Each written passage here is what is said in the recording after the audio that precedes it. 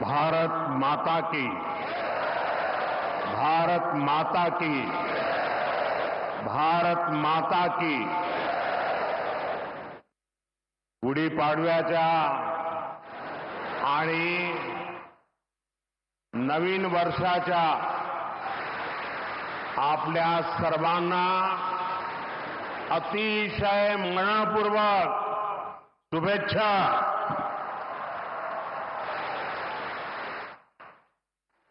कार्यक्रम में उपस्थित परम पूजनीय सरसंघ चालक जी डॉक्टर मोहन भागवत जी, स्वामी गोविंद गिरी जी महाराज, स्वामी अवधेशानंद गिरी जी महाराज, महाराष्ट्र के लोकप्रिय मुख्यमंत्री देवेंद्र फडणवीस जी, केंद्रीय मंत्रिमंडल में मेरे साथी नितिन गडकरी जी, डॉक्टर अविनाश चंद्र अग्निहोत्री जी, अन्य महानुभाव और उपस्थित सभी वरिष्ठ साथी,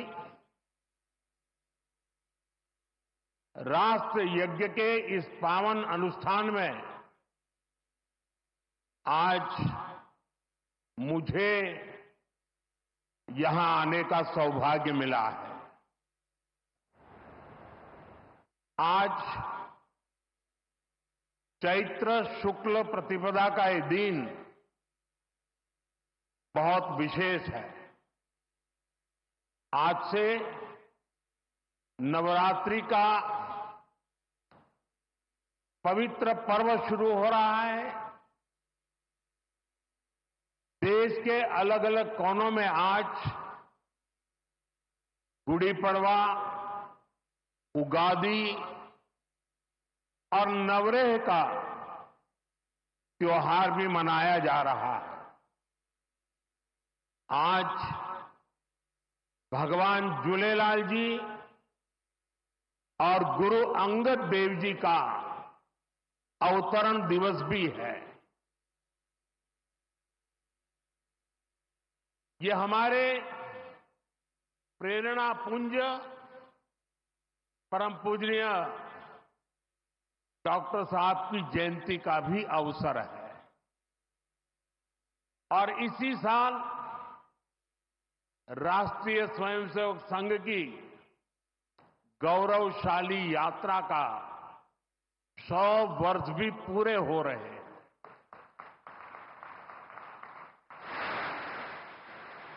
आज इस अवसर पर मुझे स्मृति मंदिर जाकर पूज्य डॉक्टर साहब और पूज्य गुरुजी को श्रद्धांजलि अर्पित करने का सौभाग्य मिला. साथियों, इसी कालखंड में हमने हमारे संविधान के 75 वर्ष का उत्सव भी मनाया है. अगले ही महीने संविधान निर्माता बाबा साहब आंबेडकर जी की जयंती भी है. आज मैंने दीक्षा भूमि पर बाबा साहब को नमन किया है, उनका आशीर्वाद लिया है. मैं इन विभूतियों को नमन करते हुए देशवासियों को नवरात्रि और सभी पर्वों की बहुत बहुत बधाई देता हूं. साथियों, संघ सेवा के इस पवित्र तीर्थ नागपुर में आज हम एक पुण्य संकल्प के विस्तार के साक्षी बन रहे हैं. अभी हमने माधव नेत्रालय के कुल गीत में सुना, अध्यात्म, ज्ञान, गौरव, गुरुता का ये अद्भुत विद्यालय, मानवता रत यह सेवा मंदिर, कण कण में देवालय. माधव नेत्रालय एक ऐसा संस्थान है जो अनेक दशकों से पूज्य गुरु जी के आदर्शों पर लाखों लोगों की सेवा कर रहा है। लोगों के जीवन में रोशनी लौटी है। आज उसके नए परिसर का शिलान्यास हुआ है। अब इस नए परिसर के बाद इन सेवा कार्यों को और ज्यादा गति मिलेगी। इससे हजारों नए लोगों के जीवन में प्रकाश फैलेगा, उनके जीवन का अंधकार भी दूर होगा। मैं इस सेवा कार्य के लिए माधव नेत्रालय से जुड़े सभी लोगों को उनके कार्य की, उनके सेवा भाव की सराहना करता हूं और मेरी तरफ से अनेक अनेक शुभकामनाएं देता हूं। साथियों, लाल किले से मैंने सबके प्रयास की बात कही थी। आज स्वास्थ्य के क्षेत्र में देश जिस तरह काम कर रहा है, माधव नेत्रालय उन प्रयासों को बढ़ा रहा है। देश के सभी नागरिकों को बेहतर स्वास्थ्य सुविधाएं मिले, ये हमारी प्राथमिकता है। देश में गरीब से गरीब को भी अच्छे से अच्छा इलाज मिले। कोई भी देशवासी जीवन जीने की गरिमा से वंचित न रहे। अपना जीवन देश के लिए दे चुके बुजुर्गों को इलाज की चिंता उनको सताती न रहे, उस परिस्थिति में उनको जीना न पड़े। और ये सरकार की नीति है। और इसलिए आयुष्मान भारत के कारण आज करोड़ों लोगों को मुफ्त इलाज की सुविधा मिल रही है। हजारों जन औषधि केंद्र देश के गरीबों को, मध्यम वर्गीय परिवारों को सस्ती दवाएं दे रहे हैं। इन दिनों देश में करीब 1,000 डायलिसिस सेंटर जो मुफ्त में डायलिसिस की सेवा का एक यज्ञ चला रहे हैं। इससे देशवासियों के हजारों करोड़ रुपए बच रहे हैं, उनको स्वास्थ्य लाभ हो रहा है।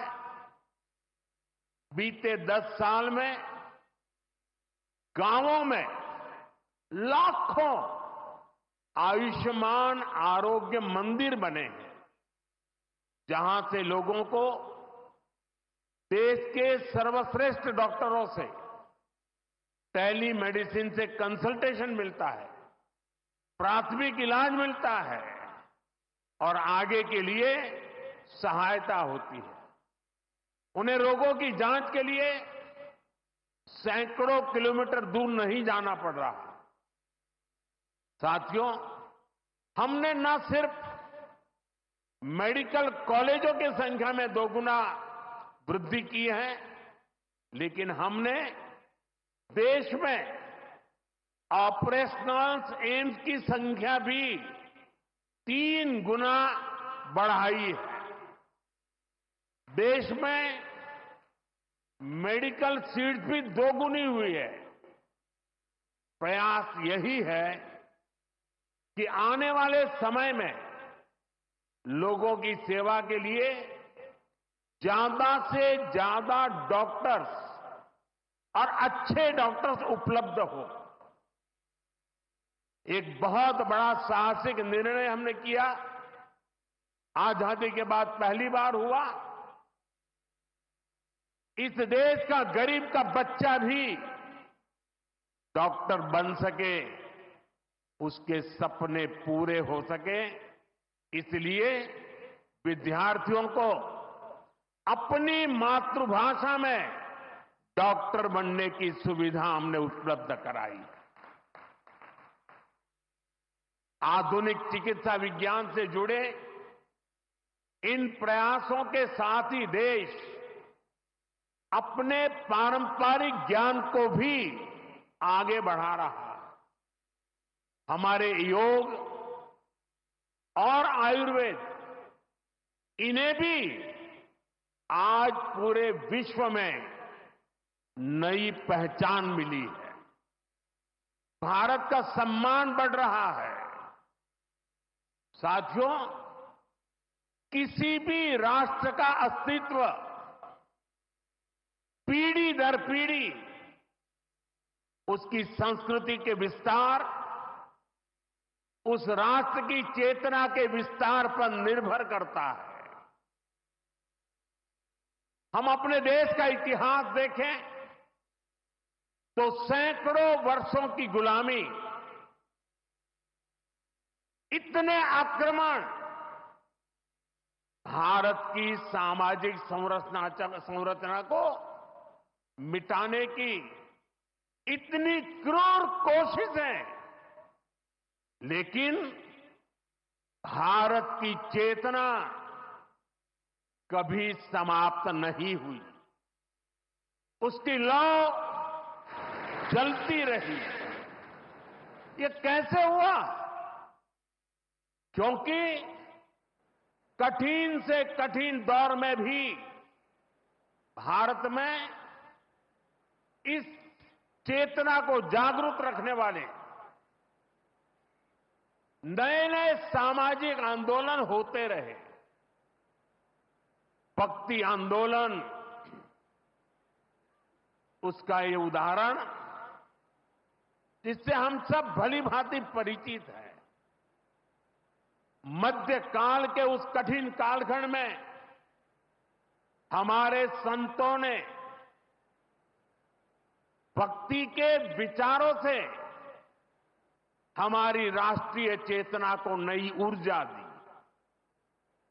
गुरु नानक देव, कबीरदास, तुलसीदास, सूरदास, हमारे यहां महाराष्ट्र में संत तुकाराम, संत एकनाथ, संत नामदेव, संत ज्ञानेश्वर, ऐसे कितने ही संतों ने हमारी इस राष्ट्रीय चेतना में अपने मौलिक विचारों से प्राण फूंके।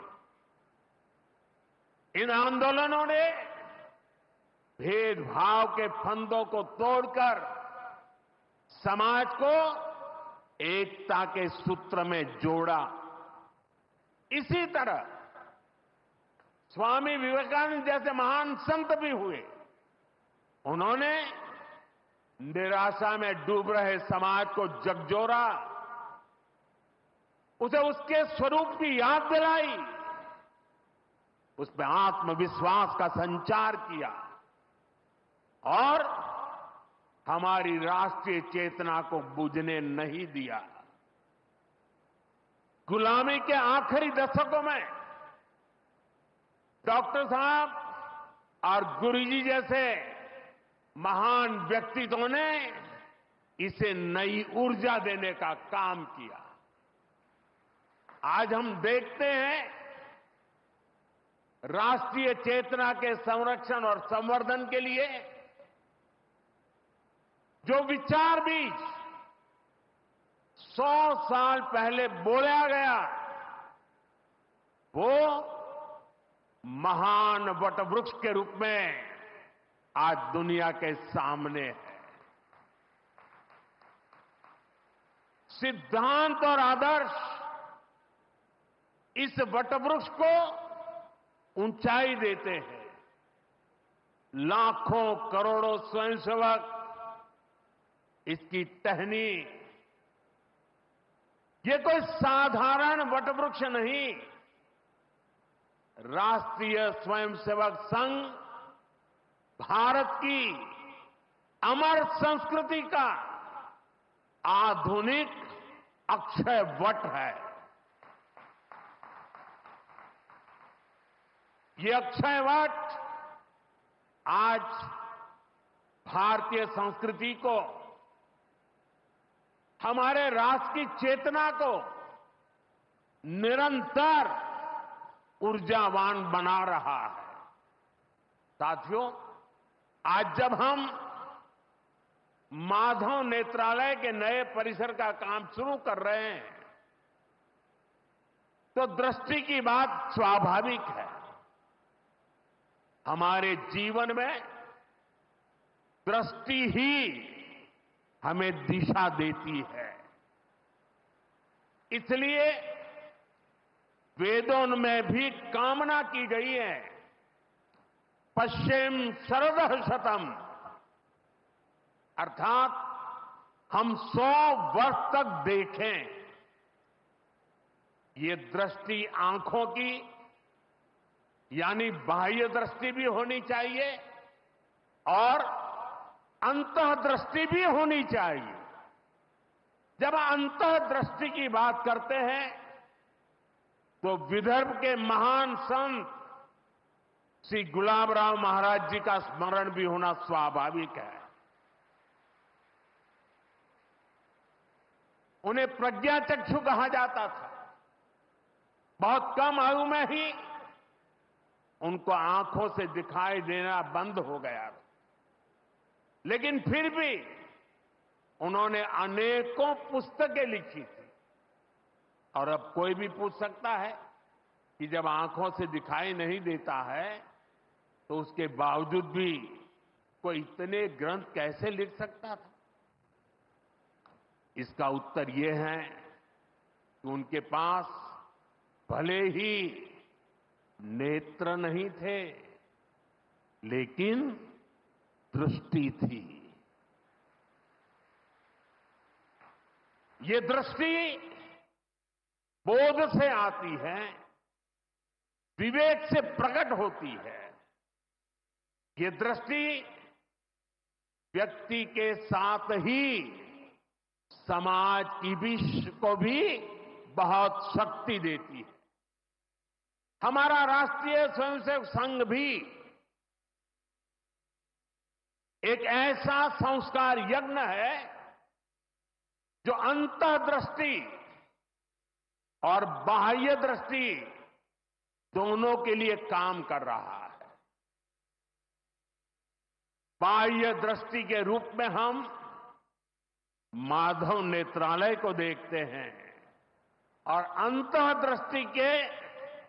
अंतर्दृष्टि ने संघ को सेवा का पर्याय बना दिया है। साथियों, हमारे यहां कहा गया है, परोपकाराय फलन्ति वृक्षाः, परोपकाराय वहन्ति नद्यः, परोपकाराय दुहन्ति गावः, परोपकारार्थमिदं शरीरम। हमारा शरीर परोपकार के लिए ही है, सेवा के लिए ही है। और जब ये सेवा संस्कारों में आ जाती है तो सेवा ही साधना बन जाती है। यही साधना तो हर एक स्वयंसेवक के जीवन की प्राणवायु होती है। ये सेवा संस्कार, ये साधना, ये प्राणवायु पीढ़ी दर पीढ़ी हर स्वयंसेवक को तप तपस्या के लिए प्रेरित कर रही है।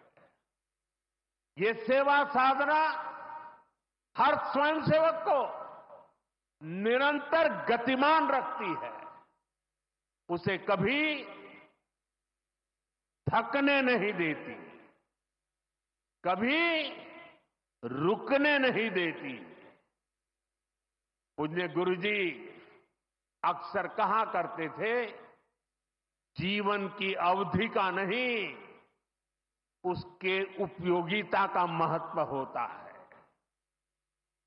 हम देव से देश और राम से राष्ट्र के जीवन मंत्र लेकर के चले हैं, अपना कर्तव्य निभाते चलते हैं। और इसलिए हम देखते हैं, बड़ा छोटा कैसा भी काम हो, कोई भी कार्य क्षेत्र हो, सीमावर्ती गांव हो, पहाड़ी क्षेत्र हो, वन क्षेत्र हो, संघ के स्वयंसेवक निस्वार्थ भाव से कार्य करते रहते हैं। कहीं कोई वनवासी कल्याण आश्रम के कामों को उसको अपना ध्येय बना करके जुटा हुआ है, कहीं कोई एकल विद्यालय के माध्यम से आदिवासी बच्चों को पढ़ा रहा है, कहीं कोई सांस्कृतिक जागरण के मिशन में लगा हुआ है, कहीं कोई सेवा भारती से जुड़कर गरीबों वंचितों की सेवा कर रहा है। अभी हमने प्रयाग में महाकुंभ में देखा, वहां नेत्र कुंभ में कैसे स्वयंसेवकों ने लाखों लोगों की मदद की। यानी जहां सेवा कार्य वहां स्वयंसेवक। कहीं कोई आपदा आ जाए, बाढ़ की तबाही हो या भूकंप की विभीषिका हो, स्वयंसेवक एक अनुशासित सिपाही की तरह तुरंत मौके पर पहुंचते हैं। कोई अपनी परेशानी नहीं देखता, अपनी पीड़ा नहीं देखता, बस सेवा भावना से हम काम में जुट जाते हैं। हमारे तो हृदय में बसा है, सेवा है अग्निकुंड समीधा सम हम चले, देह महासागर में सरित रूप हम मिले। साथियों, एक बार एक इंटरव्यू में परमपूज्य गुरुजी से पूछा गया कि वो संघ को सर्वव्यापी क्यों कहते हैं। गुरुजी का उत्तर बहुत ही प्रेरणादायी था। उन्होंने संघ की तुलना प्रकाश से की थी, उजाले से की थी। उन्होंने कहा कि प्रकाश सर्वव्यापी होता है, वो खुद ही अकेले सारे कार्य भले न करे, लेकिन अंधेरे को दूर करके वो दूसरों को कार्य करने का रास्ता दिखा देता है। गुरुजी की ये सीख हमारे लिए जीवन मंत्र है।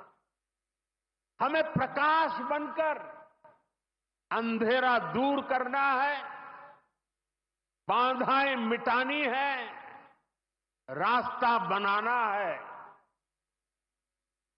उस भाव को हम जीवन भर सुनते रहें। हर कोई कम अधिक मात्रा में जीने का प्रयास करता रहा। मैं नहीं, तुम, अहम नहीं, वयम, इदम राष्ट्राय, इदम न मम। साथियों, जब प्रयासों के दौरान जब मैं नहीं, हम का ध्यान होता है, जब राष्ट्र प्रथम की भावना सर्वोपरि होती है, जब नीतियों में, निर्णयों में देश के लोगों का हित ही सबसे बड़ा होता है, तो सर्वत्र उसका प्रभाव भी और प्रकाश भी नजर आता है।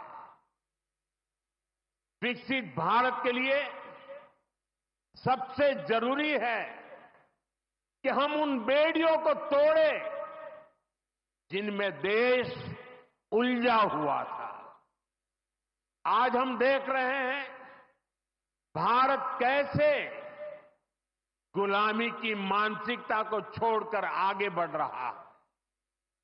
गुलामी की निशानियों को जिस हीन भावना में 70 वर्षों से डोया जा रहा था, उनकी जगह अब राष्ट्रीय गौरव के नए अध्याय लिखे जा रहे हैं। वो अंग्रेजी कानून जिन्हें भारत के लोगों को नीचा दिखाने के लिए बनाया गया था, देश ने उन्हें बदल दिया है। गुलामी की सोच से बनी दंड संहिता की जगह अब भारतीय न्याय संहिता लागू हुई है। हमारे लोकतंत्र के प्रांगण में अब राजपथ नहीं, कर्तव्य पथ है। हमारी नौसेना के ध्वज में भी गुलामी का चिन्ह छपा हुआ था, उसकी जगह अब नौसेना के ध्वज पर छत्रपति शिवाजी महाराज का प्रतीक लहरा रहा है। अंडमान के द्वीप जहां वीर सावरकर ने राष्ट्र के लिए यातनाएं सही, जहां नेताजी सुभाष बाबू ने आजादी का बिगुल फूंका, उन द्वीपों के नाम भी अब आजादी के नायकों की याद में रखे गए हैं। साथियों, वसुधैव कुटुंबकम का हमारा मंत्र आज विश्व के कोने कोने में पहुंच रहा है और दुनिया इसे हमारे कार्यों में भी देख रही है, महसूस कर रही है। जब कोविड जैसी महामारी आती है तो भारत विश्व को परिवार मानकर वैक्सीन उपलब्ध करवाता है। दुनिया में कहीं भी प्राकृतिक आपदा हो, भारत पूरे मनोयोग से सेवा के लिए खड़ा होता है। अभी आपने कल ही देखा है, म्यांमार में इतना बड़ा भूकंप आया है। भारत ऑपरेशन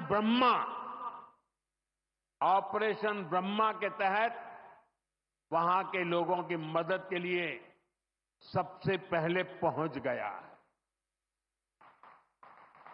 जब तुर्की में भूकंप आया, जब नेपाल में भूकंप आया, जब मालदीव्स में पानी का संकट आया, भारत ने मदद करने में घड़ी भर की भी देर नहीं की। युद्ध जैसे हालातों में हम दूसरे देशों से नागरिकों को भी सुरक्षित निकाल करके लाते हैं। दुनिया देख रही है, भारत आज जब प्रगति कर रहा है तो पूरे ग्लोबल साउथ की आवाज भी बन रहा है। विश्व बंधु की ये भावना हमारे ही संस्कारों का विस्तार है। साथियों, आज भारत की सबसे बड़ी पूंजी हमारा युवा है और हम देखते हैं आज भारत का युवा कितने कॉन्फिडेंस से भरा हुआ, उसकी रिस्क टेकिंग कैपेसिटी पहले के मुकाबले कई गुना बढ़ गई है। वो नए नए इनोवेशन कर रहा है, स्टार्टअप्स की दुनिया में अपना परचम लहरा रहा है और सबसे बड़ी बात, आज के भारत का युवा अपनी विरासत पर गर्व करते हुए अपनी संस्कृति पर गर्व करते हुए चल रहा है। अभी हमने प्रयागराज महाकुंभ में देखा, आज की युवा पीढ़ी लाखों करोड़ों की संख्या में महाकुंभ में पहुंची और इस सनातन परंपरा से जुड़कर गौरव से भर उठी। आज भारत का युवा देश की जरूरतों को ध्यान में रखते हुए काम कर रहा है। भारत के युवाओं ने मेक इन इंडिया को सफल बनाया है। भारत का युवा लोकल के लिए वोकल हुआ है। एक जज्बा बना है, हमें देश के लिए जीना है, देश के लिए कुछ करना है। खेल के मैदान से लेकर अंतरिक्ष की ऊंचाई तक राष्ट्र निर्माण की भावना से ओतप्रोत हमारे युवा आगे बढ़ रहे हैं, आगे चलते ही जा रहे हैं। यही युवा 2047 के जब आजादी के 100 साल होंगे, विकसित भारत के लक्ष्य की ध्वजा थामे हुए है। और मुझे विश्वास है, संगठन, समर्पण और सेवा की ये त्रिवेणी विकसित भारत की यात्रा को निरंतर ऊर्जा देती रहेगी, दिशा देती रहेगी। संघ का इतने वर्षों का परिश्रम फलीभूत हो रहा है। संघ की इतने वर्षों की तपस्या विकसित भारत का एक नया अध्याय लिख रही है। साथियों, जब संघ की स्थापना हुई तब भारत की हालत भी अलग थी और हालात भी अलग था। 1925 से लेकर 1947 तक वो समय संघर्ष का समय था। आजादी का बड़ा लक्ष्य देश के सामने था। आज संघ की 100 वर्षों की यात्रा के बाद देश फिर एक अहम पड़ाव पर है। 2025 से 2047 तक ये महत्वपूर्ण कालखंड, इस कालखंड में एक बार फिर बड़े लक्ष्य हमारे सामने। कभी पूज्य गुरुजी ने एक पत्र में लिखा था, मैं अपने भव्य राष्ट्र प्रसाद की नींव में एक छोटा सा पत्थर बनकर रहना चाहता हूं। हमें सेवा के अपने संकल्प को हमेशा प्रज्वलित रखना है। हमें अपने परिश्रम को बनाए रखना है। हमें विकसित भारत के स्वप्न को साकार करना है।